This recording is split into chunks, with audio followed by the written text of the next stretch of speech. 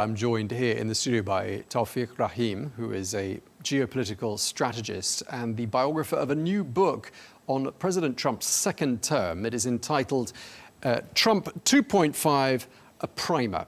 So we're going to be talking about this book with Taufiq and plenty more. Thank you very much indeed for coming to see us. I just wanted to start by asking you about the investment forum in Riyadh, because you were there. And I just want to ask you, first of all, what you found most striking about the forum, and perhaps give us a sense of the mood in the room. Sure, yeah. It was quite a remarkable forum. I'm sure it seemed that way from afar, but definitely inside the venue, it was even more so. It wasn't just the personalities that were there. It was the energy in the room. It was very reminiscent of the 2017 so-called Davos in the desert. This forum was nicknamed MAGA in the desert, and it had that feel, especially when Trump came on and he was there being serenaded by the Lee Greenwood song, and then ending his speech with the YMCA song, with His Highness Mohammed bin Salman joining him on stage. So there's a very festive, convivial atmosphere, and I think a lot of renewed optimism about what this relationship could mean, but also the new potential direction that President Trump outlined in his speech. What do you think is going to stand out as the years go by as being the sort of the great photo moment of that visit to Riyadh? I think just the image of President Trump on that stage with those two big flags behind him, having almost this intimate conversation with the Crown Prince during the speech, where he's asking him, do you sleep? While having this massive audience out there. I think that's what's going to be iconic. The sound bites, we'll see what has staying power. We might be kind of coming back to them later on. We've been talking about this visit all week here on Arabiya News. One of the quotes that stood out for me, a senior vice president for strategic and international studies by the name of John Alterman said, "This region is President Trump's happy place." Now, as someone who's been a biographer of President Trump and who was in that room, I was just wondering why you think the Middle East is so appealing to President Trump, and if indeed you agree that it is his happy place. Definitely, he has a lot of familiarity, especially from the first term to today, and then the business links that he's developed. But I think he's, comfortable in many settings, and this is definitely one of them. But it's also, in some ways, a difficult one, because he's charting a new course, and we saw that, let's say, further afield with regards to Israel, which some people would have said is a happy place. So I think he's not afraid of being bold in any environment. What's been interesting has been that the reception to his boldness has been quite high here. And I think that's what made the difference on this trip. And in terms of perspective, I was thinking about it myself in terms of parallels between President Trump and how he does business. And he uses his family in a lot of his business enterprises as sort of ambassadors for the Trump brand, and they're quite involved in his working life. And that's something you'd find quite a lot in Middle Eastern companies. Do you think that sort of family dimension is a thread that he finds quite easy to identify with? Yeah, I think he, in a way, is ushering in this era of the personalization of geopolitics. And this region, just given, like you said, the rulers, their families, their own personal touch and their leadership, it resonates very much with that moment. And I think it's a moment that's defining not just the Gulf, not just President Trump, but also kind of the world and international relations writ large. This is the direction we're heading into. We're going to be diving into this book in a moment. Sure. I just want to stay with Riyadh for a little bit longer, though, and ask you whether this knowledge of the Middle East and this experience of the Middle East is something that's new to President Trump, or whether it's something that, looking through your book, which starts in Queens in New York, where President Trump grew up, whether there was some exposure to the Middle East at a sort of an early stage in his life. Well, he had exposure in two ways to the Middle East early on. One was it's really how he formed a lot of his formative political opinions, because he rose in his real estate career and business career right after the OPEC oil boycott and the inflation crisis of the 1970s. And so he had a lot of perspectives about how to deal with the Middle East, with Gulf leaders, etc. He was also very much close to the 9/11 attacks and the response to that in terms of rebuilding New York. So in that sense, politically, that affected him. And then, of course, a lot of the tenets of his towers, particularly Trump Tower, also came from this region in the 1980s. So he's been very familiar with figures in and out of the various Gulf countries and, of course, Saudi Arabia for quite some time. So fast forward to the year 2025. I mean, having just arrived from Saudi Arabia, what would you say the state of relations is between the US and Saudi right now? I think it's extremely strong. And I think what shouldn't be underestimated is the evolution from 2017 to 2025, not just on President Trump's side, but also in the region and the leadership here. If you look at the Crown Prince and where things were in 2017 to today, he's very much taking a pro-peace stand in the region, trying to create reconciliation. You see the outreach to Iran, you see the settling of the conflict in Yemen. And in that way, both Trump and the Crown Prince and other leaders are meeting each other in the same place to drive forward in the region rather than look backward. And that was reflected in President Trump's speech, as well as the response from the Crown Prince, who applauded those remarks very strongly. Earlier in the week, we spoke to a Saudi academic, and I asked him what sort of things people got wrong when dealing with Saudi Arabia in the past. Right. And he said, we don't like to be treated like an ATM. We don't like to be patronized or lectured, preached to. Do you think President Trump is getting it right when he pitches the tone when he's talking to people in Saudi Arabia? I think yes, but also at the same time, he's exerting American power and demonstrating that America is really where the world goes for capital, for a marketplace, and for military support. And in that way, I think there's a lot of respect. He will not be afraid to say something that maybe ruffles feathers, but there's a respect that comes kind of with what President Trump is doing. Because a lot of the businessmen that did accompany him still did ask for large funds, coming from Saudi Arabia. And I think that is going to be a challenge to unpack. How do you deal with that perception? Because, of course, the Saudi plan for towards 2030, the Vision 2030, is unlocked a lot of funds for different projects. So that, I think, is a continuing challenge. Let's talk about your book, as we promised we would. Sure. One of the things this book says is the inauguration of President Trump on the 20th of January 2025 ushered in a new era. That era is, of course, now unfolding. Right. How do you think it's going so far? Well, I think it's unfolding in a very rapid fashion. Ultimately, it's not just about the moves that the Trump administration is making in terms of disrupting really a global order that people were used to, but then the second and third order effects of that. And that's why, I label it a new era, and in fact, a new American era as the dominant player kind of in this age. But it's very much about the response to that. And for a lot of countries who've been used to kind of an American architecture, even if it wasn't working, so to speak, we can see what's happening in Gaza.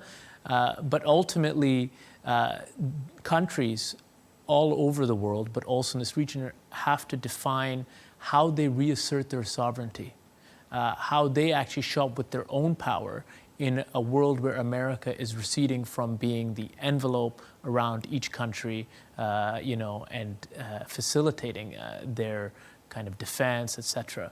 And so I think that era is now unfolding, and I think the Gulf in many ways is ahead of the equation compared to others. Why the title of your book? Trump 2.5, and then the word a primer as in a textbook or as the base layer of a coat of paint? Yeah, I think so. Starting from the second part of that, I think in a world where there's so much vitriol, there's just outrage or partisanship or taking a side, a primer is meant to be this overview, giving people a dispassionate way to engage with what is one of the most important phenomena of our time, which is the rise of Trump, the rise of this new movement in the United States, and the unlocking of a new era. And why Trump 2.5? I think, people have been looking at the return of Trump and saying Trump 2.0. You know, it's this second coming. It's the second term, and they underestimate actually what happened in the intervening period, which is he went through all these trials and tribulations. He had to consolidate his team under pressure, and they've had 4 years to plan and also cohere their principles and philosophy. So Trump 2.5 is kind of a level beyond. It's something more than just 2.0. They're very prepared, they're very agile, and they're very able, and that's what we're seeing unfold very quickly early on in this administration. And lessons learned, presumably, from the first administration. How different is this second administration? Well, in the first administration, he did not know Washington, D.C., and there was very much a Republican administration, at least in terms of the cabinet. They were not all his choices. They were not all people deeply integrated in the MAGA movement, and so there was tremendous turnover. Today, even when there was, let's say, a scandal in terms of Signalgate, Mike Waltz was shuffled to the nomination as an ambassador to the United Nations. And otherwise, the cabinet has remained intact, has been extremely loyal, extremely disciplined, and exercising very much in lockstep the agenda of Trump 2.5 and what he ran on. So very different in many of those respects from first administration. And they're very competent in many respects. I mean, these are some of the most established individuals in the United States. You look at Treasury Secretary Bessent. This is a very serious individual, and not taking the administration seriously is to the peril of opponents and others who may be, looking to criticize or ridicule because of the style of the president. But his administration should not be underestimated. Okay, it's been 115 days since the inauguration. What would you say have been the biggest achievements, or what's been the biggest achievement of that time? I think very much is the exercise of executive control. Obviously, you could point to a particular case, such as the border, where he's completely turned that situation around 180, whether that's been at the detriment of certain rights or certain process. He's completely reduced the illegal, migration flows. However, I think the signature achievement of the administration has been exercising executive control over the bureaucracy, over policy making, and ensuring that his writ is carried out. I think it remains to be seen geopolitically on a lot of files where they've opened conversations. Can they close them? Can they make long-term arrangements? And I think that's what they're trying to do in this next 100 days, and we'll see if that's possible. And as you were saying just a moment ago, the reason for the title of your book, well, part of it was just the speed at which this administration is proceeding. I mean, is that something that's taken you as much by surprise as everyone else, do you think? So to be honest, no. I was following this very closely, and I attended the Madison Square Garden rally, and you saw kind of the lineup of people who are around him, the type of supporters he has, the consistency of the agenda. They were ready. They were prepared. I think what's surprising is the boldness that he's willing to take early on, including with Iran, for example. And we haven't yet seen what his move is going to be on North Korea, or what the final deal with Russia and China is going to be. But I think because he's moving quickly, he's willing to make much more drastic moves early on that reshape the entire way nations around the world interact. And that, I guess, is a little bit surprising. And he's got these allies. I mean, someone like Elon Musk at his side. How valuable is that, do you think, to I think it's tremendously valuable. And Elon Musk, for all of his random tweets, is a very central figure in the United States, including, or maybe especially due to SpaceX. And so he's never going to be persona non grata amongst the defense establishment and others, because he's an invaluable fixture. And so it's not just he's the world's wealthiest man and individual with all of these assets. He's an indispensable one to the American establishment, which some might say is opposed to Trump. And because of that, they're very much a formidable duo.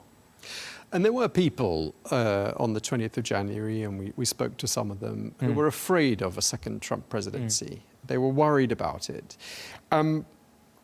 Should people be afraid of any aspects of this presidency? Are those fears in any way justified? I think it depends on where you're looking. Look, politically, for sure, he's asserting his agenda, and he's reshaping the nature of American politics, and in some ways the way the world works, irreversibly. So if you fear for that future, or if you feel that it does not align with your political perspective, I think there's very much reason to fear, because he is a formidable figure. That being said, I think people project a lot of things. You know, for example, the plane from Qatar, or a third term. They look into the future and they start prognosticating on fears that really may never materialize. And I think in that way, people live in an imagined future rather than the reality of the present. And when President Trump says something like, I might run for a third term, or he goes off script, says something perhaps that takes everyone by surprise, is it really a surprise? Is it really him being spontaneous, or do you think there's a bit of careful strategizing that's taken place before he says such a thing? Well, he's a very intuitive figure, also intuitive in terms of his media engagement, etc. So he sees what resonates and then doubles down. So and that's not in terms of garnering support only. That's also when he sees a reaction that comes from his opponents. So when he said, you know, he might run for a third term, or is being speculated on, he saw the consternation that caused the kerfuffle, the noise. And as he's learned from his time at The Apprentice or in other settings, the more noise there is, the better it is for him, because he dominates the news agenda. And so sometimes it's difficult to discern fact from fiction. And sometimes his fiction actually becomes fact because it takes a life of its own. So do you think the third term thing was a joke, or do you think there is an element of truth in perhaps exploring what avenues exist? I think it is a joke, and he went and said that in one of the television interviews in the United States, that he's not going to be seeking a third term. However, if there was a movement that, let's say, said, we want him to run a third term and we want to create a constitutional amendment, I don't think he would back away from that. He would let it play its course. And, you know, 80 years ago, it was permissible for the President of the United States to run for a third term. So that's not necessarily organic to the Constitution in its early days. In your book, you say President Donald J. Trump is one of the most powerful figures in modern history. Do correct me if I've misquoted you in any way there. Why do you think that's the case? I mean, I had an even more dramatic quote, which the editor rolled back, which was that he's perhaps the most powerful person in the history of humanity. And if you look at the American project being one of the most potent political forces, if not the most expansive political force in the history of human civilization, in terms of its reach, in terms of its control, in terms of the number of people under, you know, let's say the American architecture, and he's now exercising personal leadership over the American project, I think it's hard to argue with the fact that he is so singularly powerful.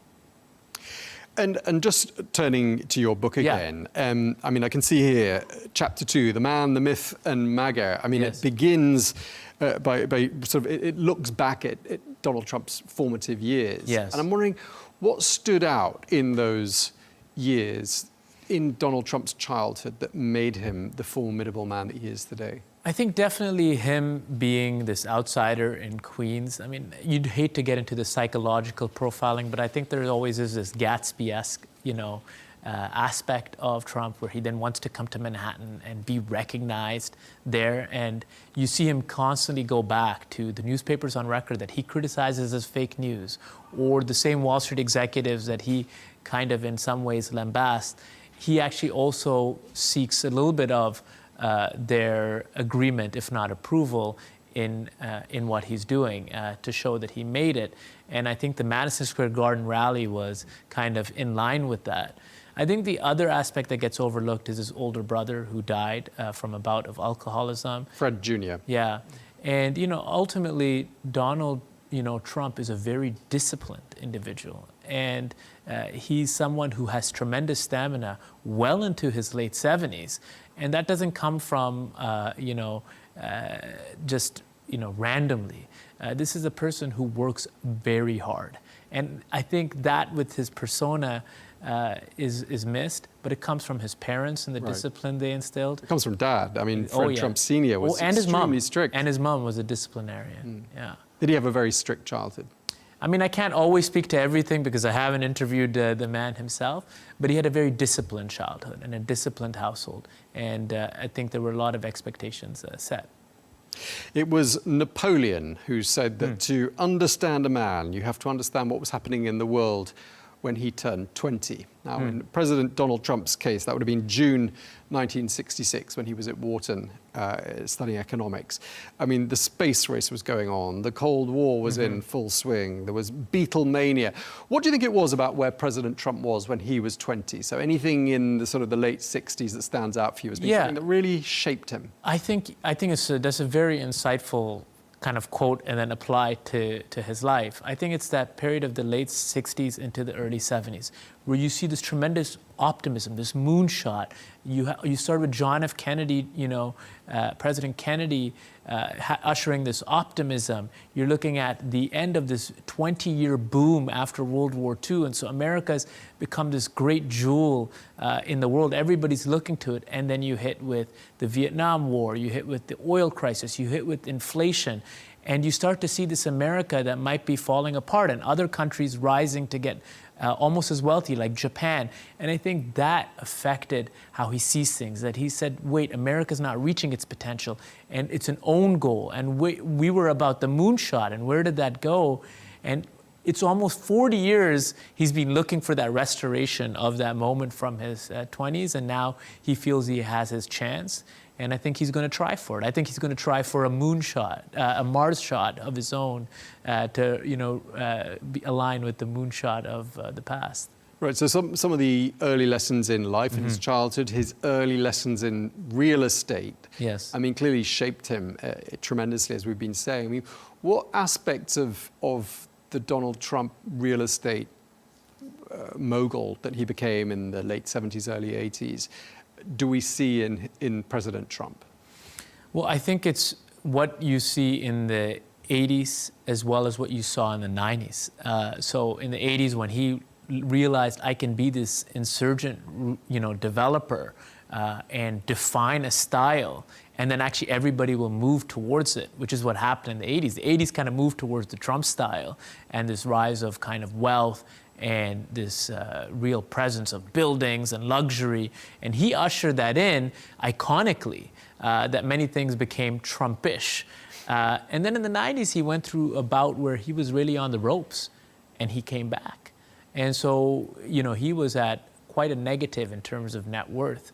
And somehow he pulled a Houdini, a financial Houdini, so to speak, and, came back. And so I think when he, lost in 2020, and was out of power, I think he understood what it meant to be on the ropes, and when people counted you, down and out, and come back. And he's used what's around him to the maximum effect, hasn't Yes. he? I mean, he's ridden the crest of the social media wave. He rode the crest of the reality TV wave, and he can communicate. Do you think the fact that he can communicate as successfully as he does, that in a way that resonates with a number of people that resonates with, is that his most impressive attribute, would you say? Yeah, I mean, there's a media theorist, Marshall McLuhan, who says the medium is the message. And I think, and that was coined, there in the 60s. And so Trump kind of rode that media rise that, as you pointed to, went to social media. And he understood that the medium itself is what is the message. Just being ubiquitous, being in all the forums, being the man in which the messaging all revolves around, I think that's, something he realized, internalized, and embodies very much so. Has he reshaped the presidency forever, do you think? I think, the United States has had a lot of phases and a lot of important presidents, all the way, obviously back from George Washington and Thomas Jefferson, but, to Andrew Jackson and Teddy Roosevelt and obviously FDR. You could argue John F. Kennedy, even in a short amount of time, Ronald Reagan. I think there are a lot of transformative presidents, but I think given the moment that we're in, it's the combination of the changing world and the changing nature of America, and within America, the nature of the presidency that makes him truly and uniquely transformational. Yeah, and the change of the party system and how the Republican Party has really been the vehicle for President Trump's political movement, which looks like it's going to live on after he's gone. But just my last question to you, because we'd sort of speculated about this idea of a third term, and we've sort of decided perhaps that's, a headline-grabbing technique. But in terms of actual succession planning, What do you see as being the most likely course of action in the next presidential election in the United States? Who will be on the ballot, at least for the GOP? Yeah, I mean, obviously on the Democratic side, you have, AOC, and you have Bernie rising again, and a few others, Pete Buttigieg and so forth, Gavin Newsom. On the GOP side, even Trump has alluded to both Marco Rubio, who's obviously been kind of an ascendant figure in this early part of the administration, and J.D. Vance as being potential successors. And then you have his kids who've been kind of high profile. But to be honest, there's only one Donald J. Trump. There might be a junior, but there's only one President Donald J. Trump. And he is a singular figure. Sorry? There's a Baron. I think, there could be down the road somebody, but I don't think anybody's going to live up to who he is, whether that's positive or negative. And many people may try, but I think he has no successor. Okay. Well, we're going to have to leave it there. We're out of time, but really appreciate you taking the time to speak to us. Taufiq Rahim, thank you very much indeed for your time. Thank you for having me.